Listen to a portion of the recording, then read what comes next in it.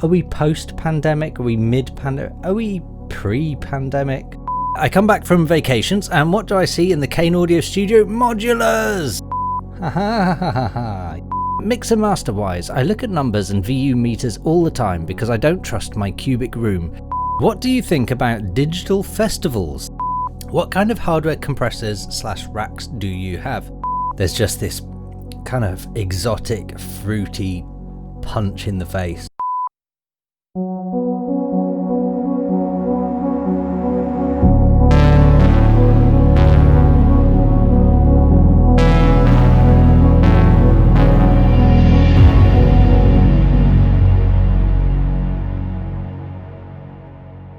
Hey guys, welcome to the Kane audio vlog. It is Friday. It's time for another Ask Me Anything. Usual rules apply. Comment anything you want below this video and I'll get back to you in next week's video. Before I look at last week's video, is there any house admin? Yes, Kickstarter. The album, my album, the first release of my new label 5302 Recordings, which will be out in September. The album is getting pressed to CD. We knew that already. The campaign was a success. We hit the goal within 48 hours. The campaign has now ended. There is no more opportunity for you to pre-order the album on CD at this point. I will at some stage add it to the 5302 shop. There'll be a link below this video. So you will be able to pre-order it on CD. There will be literally only a few available though, and I would imagine it'll be a different price to Kickstarter and definitely a different release date to Kickstarter. The Kickstarter guys and ladies, you get it first basically. So yeah, there we go. So the campaign's ended. I have had an email from Kickstarter saying that they have to do something now. That I assume they have to basically check that you're not scamming people and whatnot, and they say this process takes 2 weeks apparently. Yeah, we will be reviewing and processing your pledges. This process takes 2 weeks, after which funds will be available, blah blah blah, and you get the opportunity to survey pledges. So I will get an opportunity. So yeah, so I'll be emailing everyone, basically just double checking that you've got your delivery address right. I know there was one person, I can't remember who now, did get in touch saying that they'd changed their mind on delivery address. So yeah, so there will be an opportunity for all of that. So yeah, so this is one last-ish kind of thank you to everyone that backed the campaign. Yeah, it was a rip-roaring success in my eyes, so I'm chuffed to bits with that. Update wise this week, once again, I mean, life is just chaos. I'm guessing it is for all you viewers at the minute as well, really. We're kind of at that stage of, are we post-pandemic? Are we mid-pandemic? Are we pre-pandemic? You know what, we could be anything. Who knows? This last week, I feel like there's been a lot of movement suggesting, or yeah, kind of suggesting that there could be a second wave. America, I feel for you, man. You're still in your first wave. First wave never really went away for you guys. So I do sympathize with all the citizens of the United States. Yeah, it's been a wild time so far, and I feel like there's still a lot more to go. So yeah, so I bringing it back to me. Yeah, it's been a bit of a crazy week. Again, I'm guessing it is for all of you viewers as well, where some of you are now back to work and having to face changes there. Some of you are kind of half back to work, half not in work. Some of you are probably out of work. There's a whole load of stuff going on for a lot of people at the minute, and I'm kind of in the middle of it all, where I never really stopped working, but my work has definitely been affected. So I've had to change a lot of my work, and things like launching the label, launching this album, all of that was going to happen back in was it April, May, June, something like that. So, you know, all of this has had to go on hold, and you know, that's kind of the least of anyone's worries. I get that. But yeah, there's been a lot of changes. So obviously building this studio and stuff kind of ties in with all timing changes. I'm just waffling now, and there was a point to what I was saying. Who knows what that point was? But it's Friday for you, Thursday for me. Beer o'clock. I have with me this week one of my all-time favourites, a glass of Jakehead, what they call a supercharged IPA. It is hazy as you like, but it is absolutely delicious and very strong.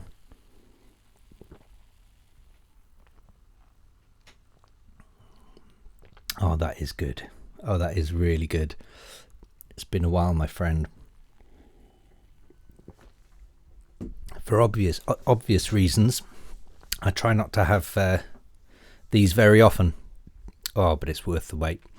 There's just this kind of exotic, fruity punch in the face with that. Yeah, what a beautiful beer. This isn't an ad or anything like that. I'm not sponsored by is it Wylam Brewery, but Wylam, if you're watching, I'd happily be sponsored by you guys. So yeah, so house admin, the Kickstarter is the main thing. I did sort of touch on the fact that the album, I'll be sending the CD out at some point. So the official release date for 5302 is 18th of September. I want everyone who backed the campaign on Kickstarter to get it early. I also have to be very careful that it doesn't also then just get pirated everywhere.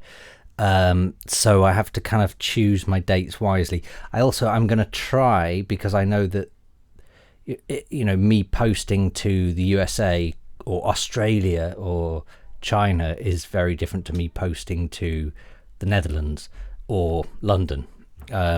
In terms of time, so I'm going to try and be careful with all of that as well, in that I'd like everyone to be getting it at the same time if possible. Yeah, I don't really have too much else to say in house admin. Patreon subscribers, thank you for your patience. I know a host of you guys have said that these videos alone are worth the Patreon subscription, so I do thank you for that. But I am still definitely keen to get on the Hackintosh videos, and I still haven't done part 3 of the studio build yet. Like I say, life has been chaos, but it's not on my mind. So yeah.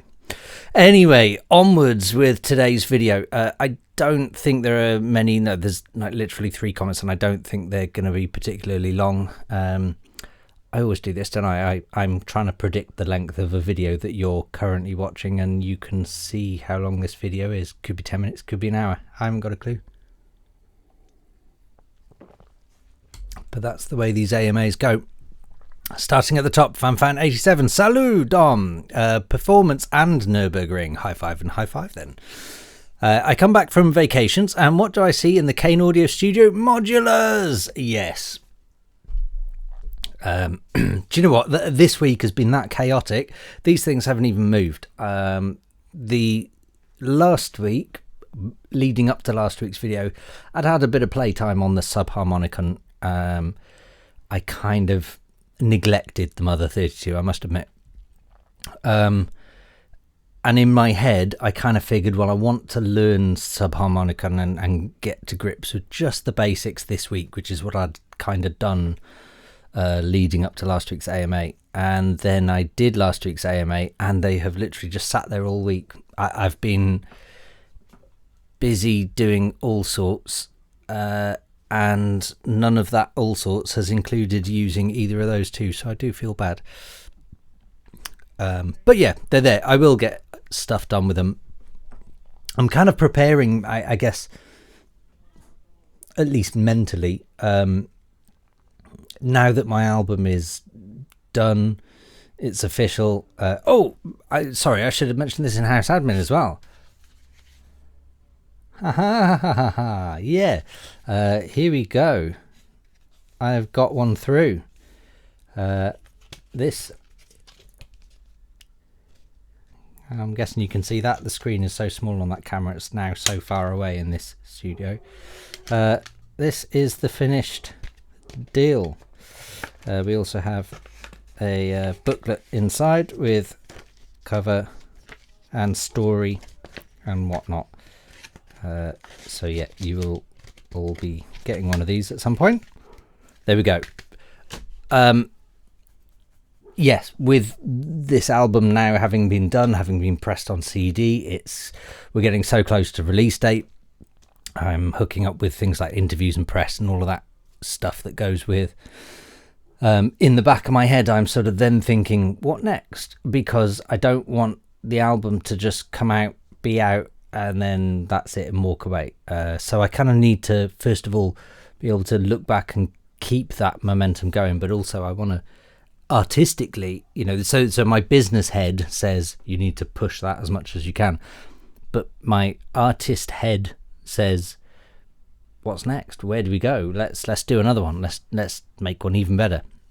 So that's kind of where I'm at with these modular things. So I'm, there's no rush for me to, get behind them really. But in the back of my head, that's kind of one of the burning ideas. So yeah, there we go.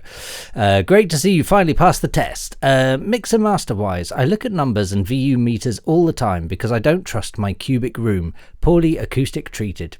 I mostly must use open headphones, but I achieve to do decent work. Yeah, well, this is kind of I've mentioned in previous videos, in fact, the last few videos I've mentioned that, when I started, I started on terrible equipment. It was an old hi-fi and a terrible home PC, and I'm not, and I wasn't complaining. I didn't really know, what I could or should do or what the next step was, and especially for me back then. Something else that's probably worth mentioning is, I didn't have, for example, the Kane audio vlog to watch. There was no YouTube. The internet barely existed when I started producing music. In fact, when I actually started producing music, when was the internet invented? I'm fairly sure, or certainly the internet didn't exist in my life and I didn't know about it. Yeah, I don't think there was any such thing, but whatever the case, it sure as hell wasn't around in the music industry. So, I had terrible equipment. That's all I had, and I still managed to get music made. So, as much as we all get gear envy, I do. Admittedly, less with old age, but we all get gear envy, and we all sort of look at. I'm sure there are some of you that watch these videos and sort of see the equipment behind me and go, oh, I need this, I need that, I need whatever. Truth be known is, especially these days, you could probably make music on your phone and make some decent music. So it's really not essential. As long as you got some good ears and some talent, the rest will fall into place. It does in time. It has to. As long as you've got passion, talent, and ears, then you can get there. So, my questions. What do you think about digital festivals? Is it the future? Is it a bright or dark future for you? I get it. I think what with everything going on, there's kind of a need for something to happen, and something needs to sort of change. And I guess digital festivals are a good way of doing that for now. I've spoken to a couple of friends recently, actually, one of which manages a lot of artists, and he was talking about how some of his artists are now managing to make money from doing these live sets, streaming, and I guess digital festivals and stuff. So I guess all is not lost. how, you know, I would imagine there's probably going to be nowhere near as many DJs making as much money as they were pre-coronavirus, at this point at least. So I think for some people it's a bright future. I think for some people it's probably a dark future. But I think that was maybe always the case. This has just maybe sped it up a bit. If I'm totally honest, I feel like that's what's going on. So yeah, whether it's bright or dark for me, well, keeping it on digital festivals, I don't know it really impacts me because, especially more recently, I only have played sort of smaller festivals and they're a bit more intimate, and I think they have a bit more room for changing things than the way they work. So for me, it probably doesn't, it's not bright or dark, it doesn't really change much. In terms of me doing digital festivals, that'd be quite cool. I'd be up for that. I've never really got into the whole streaming thing. It's never really appealed to me in a big way. I guess we'll find out in time. I mean, it's going to be some time, but I've said on these series before, you know, I plan on getting some cameras fitted into this studio and doing some live streaming. I mean, that's admittedly a totally different kind of live streaming, but maybe I'll get the bug. I don't know. Who knows? I purchased an Art VLA2 compressor. Do you know it? I do know the VLA, yes. What kind of hardware compressors / racks do you have? So I've got a couple of 3630s, an Alesis, Samsung D, and I think that's it for hardware compressors. I've never really been a huge fan of hardware compressors in electronic music. I love the SSLs, but in all honesty, I had an SSL, got rid of it when the VSTs were good enough, I think, on UAD. And now Plugin Alliance have some great ones as well. So I don't tend to bother with hardware ones, if I'm honest. 3630s I have from back in the day. I remember finding out Daft Punk Homework was done on 3630s for that huge sound, and I think ever since I found that out in whenever it was, late 90s, early noughties, I made it my life goal to get some 3630s, so that's what I did. And they've kind of stuck with me for that reason, and I have used them in the last couple of years. So I try to get rid of any equipment that I don't use, and I sort of go back to asking myself, right, have I used this in the last 2 years? If I haven't, then do I really need it? The only one I can think of right now, or two, yeah, so the Slim Fatty over there and the Little Fatty down there, those two have stuck with me, and I must admit, since I got the Sub 37, the Little Fatty and Slim Fatty don't get touched, because the Sub 37 does exactly the same with the same oscillators and more. So I've just not dialed it in. Unless I needed another oscillator on top, then I may have gone for the Little Fatty, or just in a play session, just going, you know, strictly analog hardware or whatever. But yeah, in terms of actual work, I haven't really used them properly in quite a few years, but I won't get rid of those because the Little Fatty was my first ever Moog that I worked on and did preset design for, and the Slim Fatty was similarly, I did presets for that for Moog for the factory, and it was a limited edition, and I did that with Chad Jackson and Orbital. So again, it was kind of like for me, it was a huge honor to be amongst those 2/3 artists. So yeah, so that'll be in my life forever. It's not one that'll ever get sold. In fact, my Sub 37 won't ever get sold either. you can't see the back of it from here, but down the back of it I've got all the engineers involved in designing and making and creating the Sub 37 have all signed it on the back for me. So yeah, that's not going anywhere either. There we go. That is your questions answered. Cheers. Have a nice cough. ... beer. Yes, I am having a very nice beer, actually. I'm enjoying this one. Not Your Human. Love the vid, Dom. I just watched the trailer for I Am Mother. This is the sci-fi film I mentioned last week. The sound design is just nuts. The bass stabs are mint. I know what I'm binge watching the whole weekend. Recommend us some more. Okay, I should have pre-read that whole comment before I came onto this video. I mentioned Europa Report last time. Definitely that as well. And definitely Annihilation on Netflix. Actually on Netflix as well. I really enjoyed for a series, and there's a new season come out and I haven't watched it yet, but I did really enjoy Altered Carbon. It wasn't like life-changing, but I did really enjoy it. I thought it was a good series, and the new season came out months ago and I just haven't got round to watching it yet. Yeah, I can't think of any others at the moment.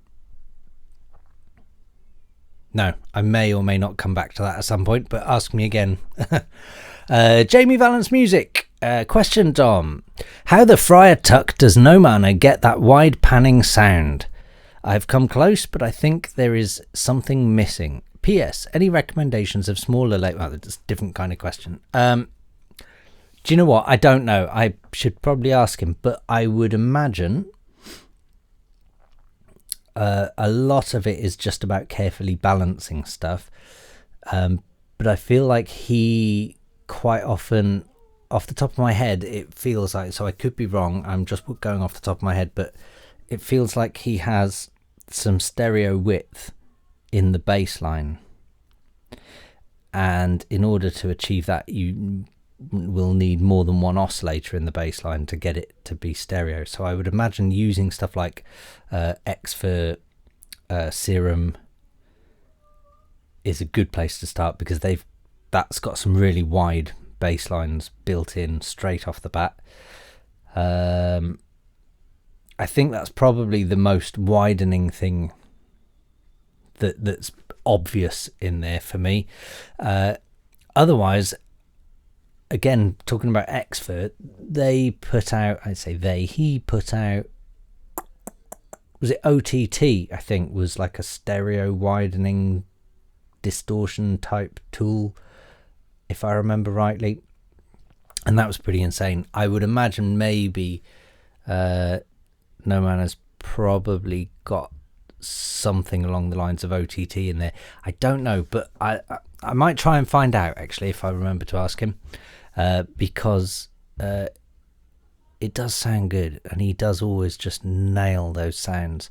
I don't know, so I've always sort of said to people that for me it's all about choosing the right sounds right at the very beginning, getting the sound nailed, rather than spending 12 hours modifying one sound because you now regret it. It's all about only allowing new sounds into a track if they complement everything naturally, without needing, you should never have to force a sound into a track.